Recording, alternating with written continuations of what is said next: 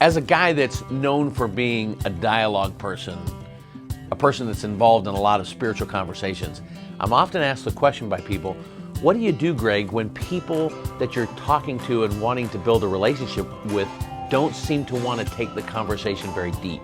They don't want to get into the difficult questions of faith. They don't want to take the time to invest in those kinds of conversations. And it always seems kind of shallow and just on the surface. But no matter how hard you try to take it deeper, it just stays maybe more on the surface and more in the shallow area. What do you do when that happens? We need to understand that there are some reasons why this is the case, why certain people want to keep things more shallow, more superficial. They don't want to go deep with theological conversations or spiritual dialogues.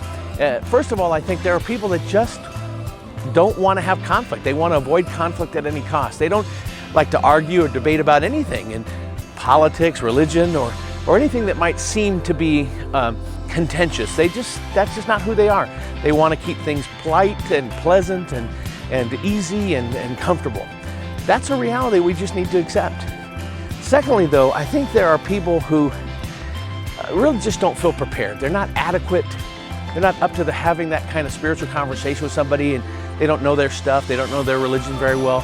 So they don't want to have to deal with that or engage in those kind of conversations when they really don't understand them and understand how to have those conversations. So again, you just need to accept that. I think there's also an issue of blindness, and I don't mean to be unkind about this, but frankly, the Bible even says that there's a spiritual blindness that people have when the devil closes our eyes so that we can't see the light of the true gospel. Sometimes there's spiritual deception, spiritual warfare. And in reality of that, I think there's also kind of a personal blindness at times. Sometimes people seem to want to just deny the reality around them. Think about a mother who has a son who's living a wayward life and not doing too well, drinking, carousing, doing various things. And as they're doing these things, they seem to be just fine and dandy, that there are no problems and their son is just doing great. They even tell people things that aren't true because they want them to feel positive about their son.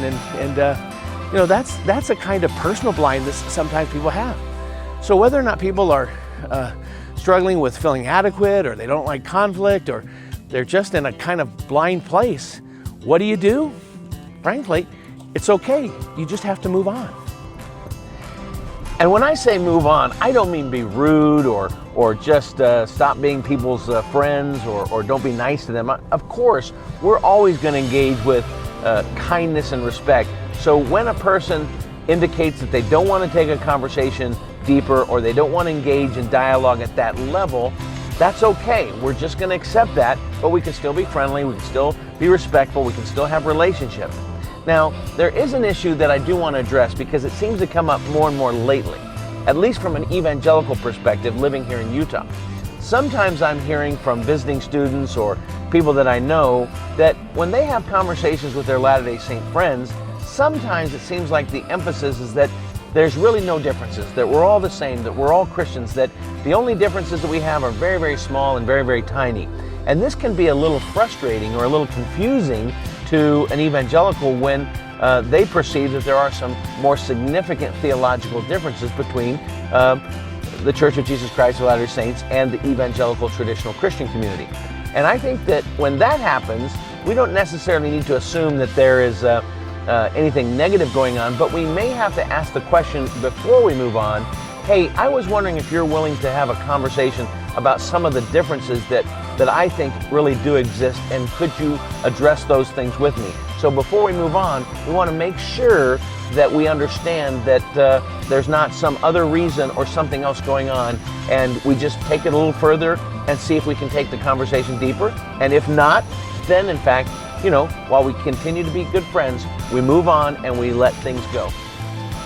So what do you do when you actually meet somebody that wants to have a deeper conversation or build a friendship with you? Well, that's exciting. That's what it's all about. That's what we're looking for. And when that happens, I have a few suggestions for you. First and foremost, you better be ready. You better be prepared to give an answer for the hope that lies within you. You better know what you want to talk about and the questions you have and the comments that you want to engage with them over. So that's really important. If that's the case, you better be prepared and ready. Don't start something that you're not able and ready to finish, okay? Second of all, you need to be willing to invest the time that it's going to take to build that relationship and to have those conversations. This is not something that happens in a minute or in a 10-minute conversation. This takes place over time, and you need to build into that relationship in a way that will allow those conversations to grow in a healthy and natural way. And third, and lastly, and so importantly, you need to make sure that you're patient. Be patient. It's not your agenda. It's not your timetable. It's the Holy Spirit's timetable. Build those relationships, have those conversations, but remember, all we do is plant, all we do is water, but the Bible tells us that the Holy Spirit is the one who gives the increase. And that's what's so important. So I want to encourage you to dive in and go deep.